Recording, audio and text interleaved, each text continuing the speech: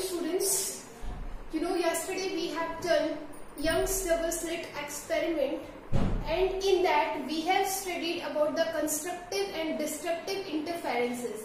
So today we are understanding the conditions for constructive and destructive interference. Constructive interference is formed at the points where crest of one wave falls on the crest of another wave, or we can say trough of one wave is falling on the trough of another wave. At those points constructive interference would be formed. Destructive interference would be formed at those points where crest of one wave is falling on the trough of another wave and vice versa. So yesterday we have done Young's double slit experiment, and in that we have understood the concept of constructive and destructive interference. Today we would understand the conditions for constructive and destructive interference, that what should be the conditions or what can be the conditions for constructive and destructive interference. We have, you are already aware of the current sources. So suppose let two waves are coming from two current sources. We are talking about two waves which are coming from two current sources, and these two waves, the motion of these two waves is given as y1 is equal to a sine of omega t, and second wave motion is given as y2 is equal to b sine of omega t plus phi. Now students, phi is the phase difference which is constant throughout the propagation of these two waves, and this is the phase difference by which second wave leads the first wave. So phi is the initial phase through which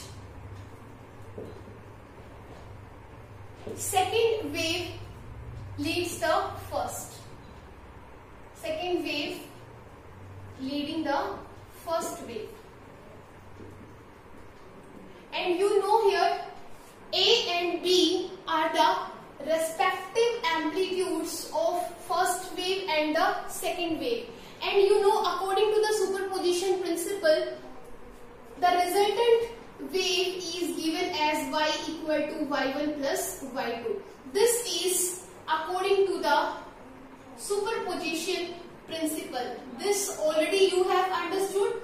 So resultant wave is given as displacement of the two individual waves. So it would be a sine of omega t plus b sine omega t plus phi.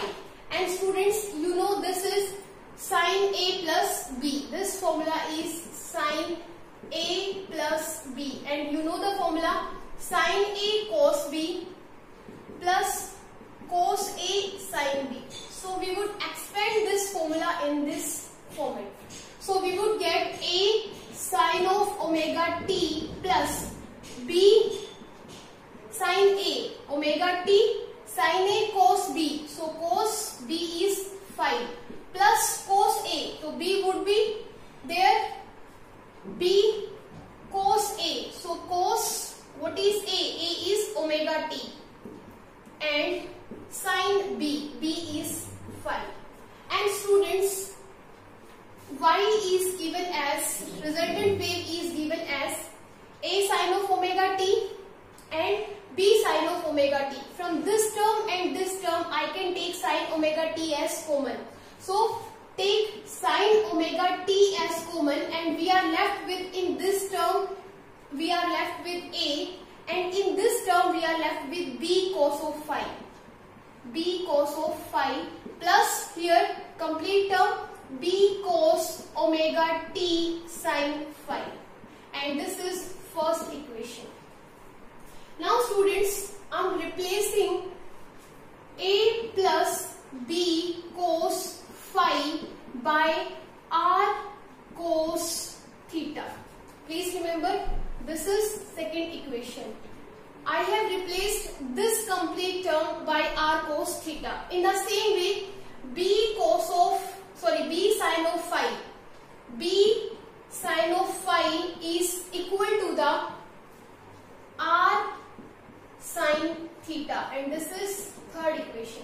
Now replace the values of a plus b cos of phi and b sin phi, and we would get sin of omega t into, in its place we would write sin of omega t into r cos phi, plus in place of this would be sin phi into r sin theta. Sorry, this is cos of omega t. Cos omega t into r sin theta. Students, r is in this term, r is also there. So from the two, we can take r as common, and we will left with r sin a cos b cos a sin b. Again, sin of omega t cos phi plus cos of omega t sin of omega t cos phi. This is theta, students, and sin theta. Here see, sin a cos b cos a sin b. Again it becomes the formula of sin a plus b. What is a? A is omega t. What is b? B is theta. So this is fourth equation, and we got y equal to r sin of omega t plus phi. This is fifth equation. Now students, we would square and adding this equation, second equation and third equation. Squaring and adding second and third. Squaring and adding equation second and third. We would get, इसका square करेंगे, left hand side plus left hand side, that means a plus b cos of phi का square plus third equation का left hand side is b sin phi and its whole square, and second equation's right hand side is r square cos square phi plus r square sin square phi, and from here take r square common, we would left with cos square phi plus sin square phi, and this is trigonometric identity in which we know that sin square theta plus cos square theta would be equal to 1. So it would become r square, and this side we would get, this is a square plus b square cos square phi plus this is whole square a square plus b square plus 2ab. So 2ab साथ में आपके पास cos phi है, so cos phi plus b square sin square phi. Students, from this term and this term we will take b square as common, and we would get a square plus b square into cos square phi plus sin square phi. Cos square phi plus sin square phi plus 2ab cos of phi, and this is equal to r square. And you know, we can write r square is equal to a square plus b square into 1 plus 2ab cos of phi. So I hope you have understood now. And from here we can write r is equal to a square plus b square plus 2ab cos of phi. This is the resultant amplitude of the resultant wave. Now students, you know, yesterday we have done intensity of a wave is directly proportional to its amplitude square, and we have two waves. Y1 is equal to A sine of omega t and Y2 is equal to B sine of omega t plus phi. These are the two waves whose amplitude is A and B. So suppose intensity of this wave, I can write I1 is directly proportional to A square, and we have to remove this proportionality. So in order to remove this proportionality, a constant would be there. So I1 is equal to Ka square. In the same way, I2 is directly proportional to B square and I2 is equal to Kb square.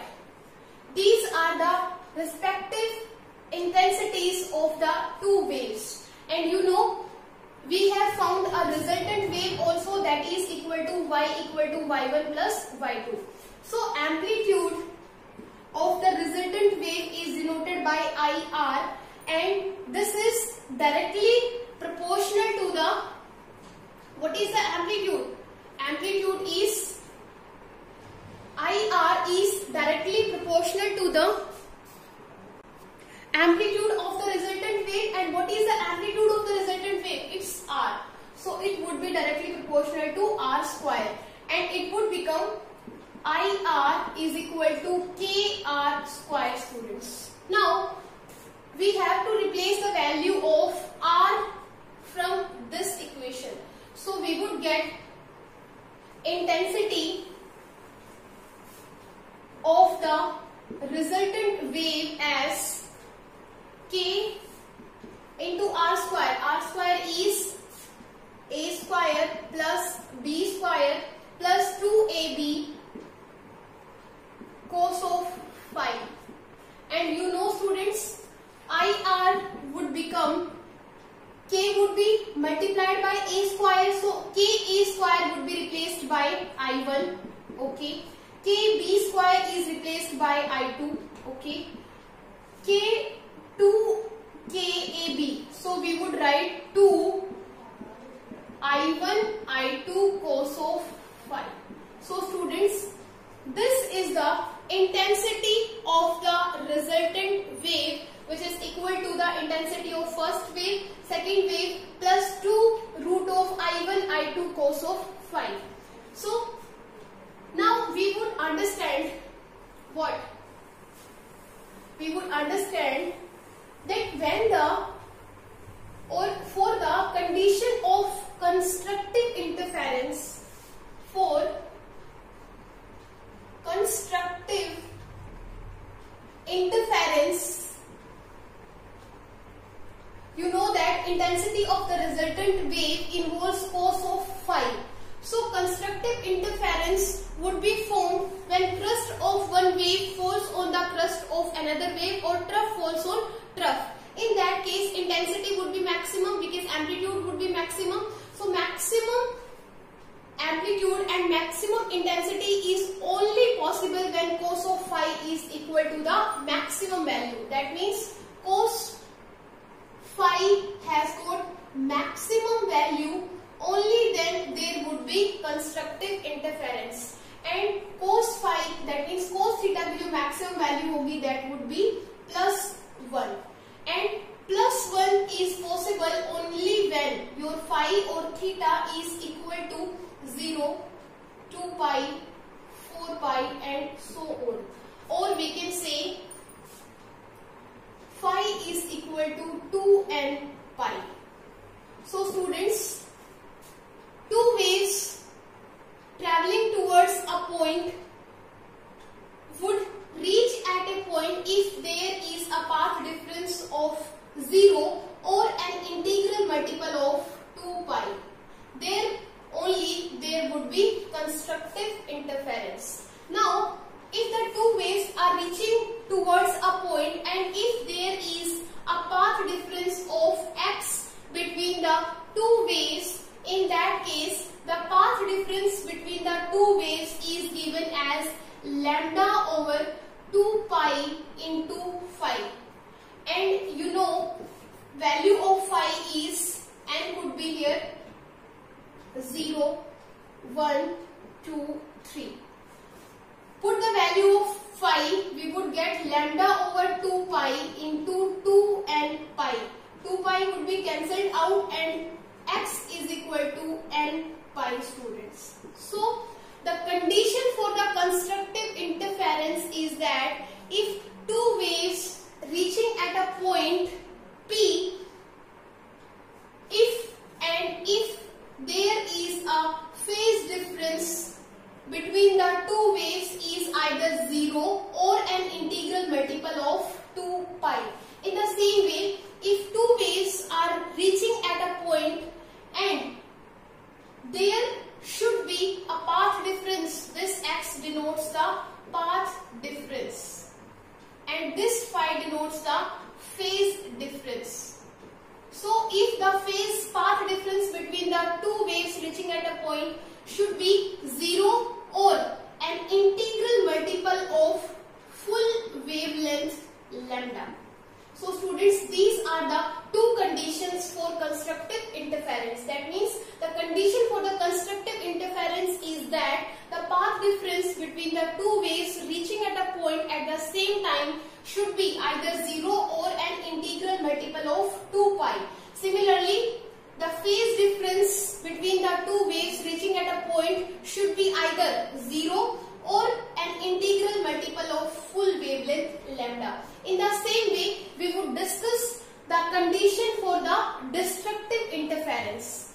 And students, you know destructive interference is the interference where crest of one wave is falling on the trough of another wave. Here intensity is minimum, amplitude is also minimum.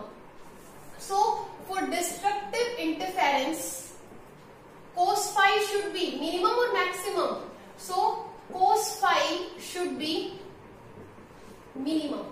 And students, cos theta would be minimum when its value is -1.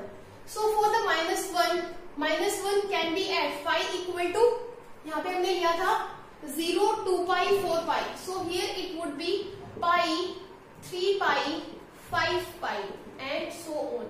Or we can write phi is equal to 2n minus 1 into pi. This is the path difference between the two waves which are reaching at a point at the same time. So this should be the path difference between the two waves. In the same way, for the destructive interference, the paths, this was the phase difference. Path difference is denoted by x and it is given as lambda over 2 pi into phi. And here n would be, students, your same. Replace the value of phi, we would get lambda over 2 pi into 2n minus 1 into pi. Pi would be cancelled out and path difference between the two waves should be an integral multiple of half of the wavelength. Not integral multiple, odd integral multiple. So the condition for the destructive interference is that two waves reaching at a point, the path difference between the two waves which are reaching at a point should be an odd integral multiple of pi, and the path difference between the two waves which are reaching at a point should be an odd, अब देख रहे हो 2n minus 1 will give odd values, odd integral multiple of half of the wavelength. यहाँ पे था integral multiple of full wavelength for constructive interference, for destructive interference odd integral multiple of half of the wavelength. Here phase difference phi was integral multiple of 2 pi. Here phase difference phi is odd integral multiple of pi. So these are the two conditions, or these are the conditions for constructive and destructive interference. This is all about. In the next class we will explain the next topic. Thank you. Now you have understood about the conditions for constructive and destructive interference, and we know that suppose for the constructive interference resultant amplitude of the resultant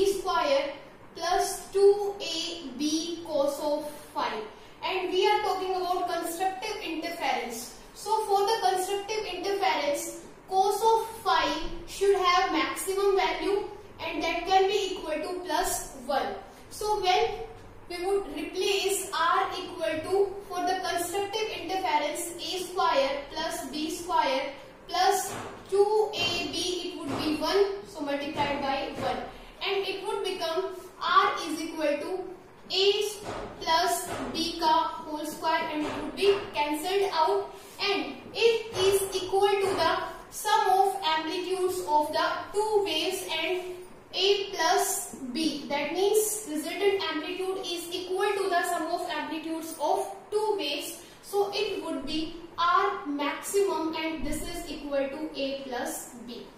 In the same way, for destructive interference, we know that cos of phi equal to the minimum, and this is equal to -1. So from here, from this equation, we would get R is equal to A square plus B square minus 2AB, and it would become A minus B whole square, and this is equal to difference of the amplitudes of two waves. So definitely it would be R minimum, and it is equal to A minus B. So this is one formula. Now students, we know that intensity is directly proportional to amplitude square. So when intensity is maximum intensity, so it would be directly proportional to R maximum square, and this is equal to I max is equal to K into R maximum is equal to A plus B and its whole square, so it would be whole square. In the same way, I minimum would be equal to the K, in the same way directly proportional to R minimum and its whole square. So it would become I minimum is equal to K R minimum square, and I minimum will become K A minus B whole square. And if I divide I max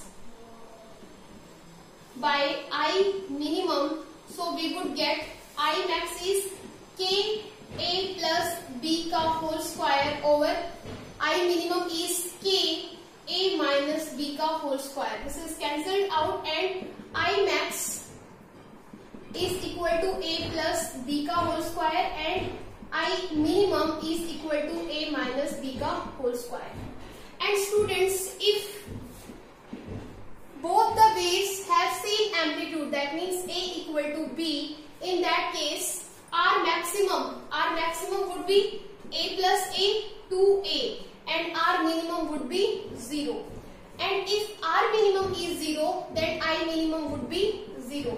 That means if intensity of the wave is 0, that means there would be a dark fringe would be formed.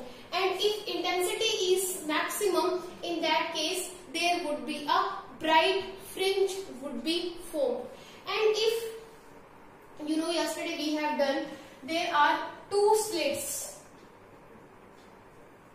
there, and if the width of these two slits are W1 and W2, and from these two width disturbance has been passed, and if the first disturbance has an intensity of I1 and second has intensity I2, in that case we can find out one and another formula on which numerical is asked. If W1 and W2 are the widths of two slits, in that case W1 over W2 is equal to W1 में से जो intensity emanate हो रही है, that is I1, and W2 is equal to I2, and we know that I1 and I1 is directly proportional to A square, so it would become A square over B square. And based on this formula, we would do one numerical, and that is, first numerical is light waves from two coherent sources. Light waves from the two coherent sources would also be coherent waves of intensity 81:1 produce interference. Calculate the ratio of maxima and minima of the interference pattern. Students, maxima is the condition for bright fringe or bright band, and minima is the condition for dark fringe. You know,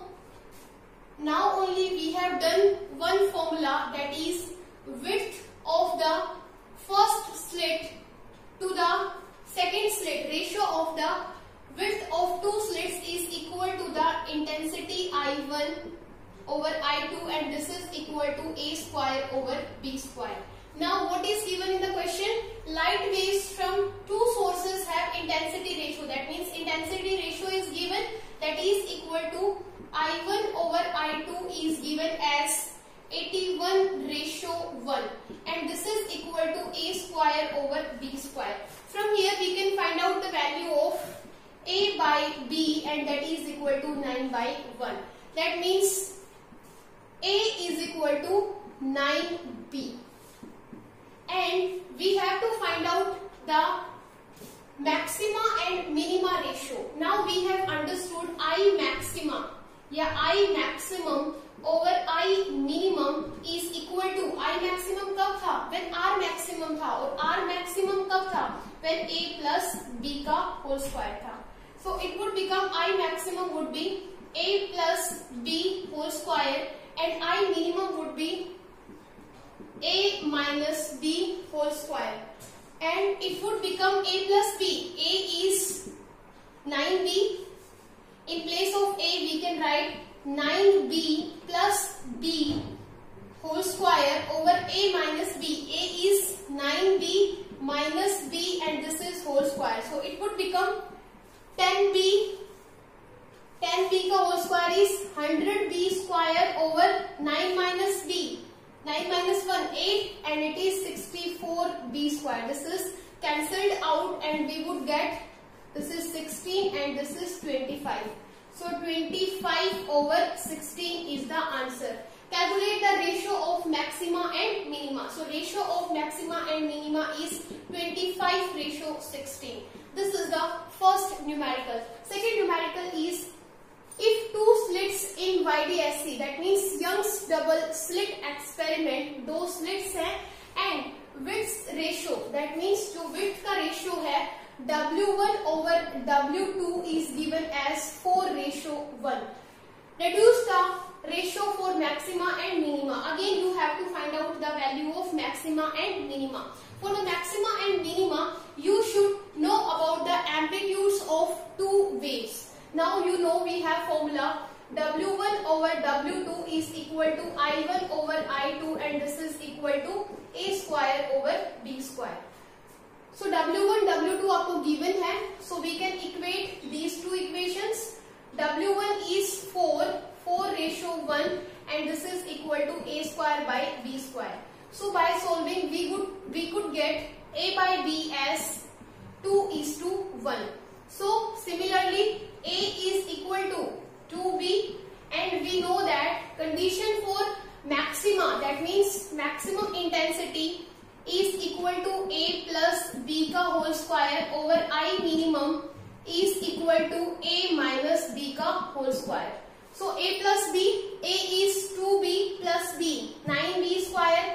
So 9B square over A minus B. A is 2B minus B. 2 minus 1, 1. So it would be B square. So I maxima over I minimum is equal to 9:1. So this is the second numerical. Sometimes numerical is asked on interference pattern for maxima and minimum. Sometimes you are asked about the width of the two slits. In the next, I want to tell you one more thing. The interference, the phenomena of interference follows the conservation of energy. In interference, only distribution of the energy takes place. There is no loss of energy. Sometimes question may be asked in the final exam कि the phenomena of interference follows which principle? So interference follows the principle of conservation of energy. Thank you.